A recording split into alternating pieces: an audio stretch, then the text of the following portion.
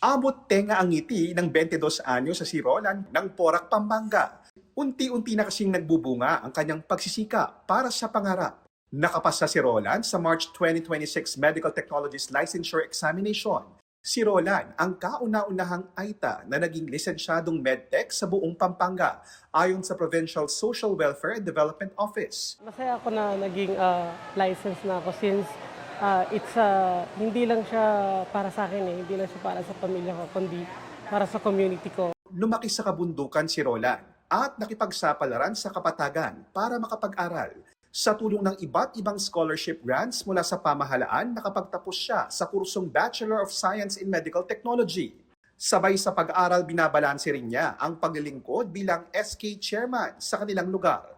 Minsan na rin daw niyang naisip na sumuko, pero bumabalik ang lakas ng loob tuwing naaalala ang kanyang komunidad.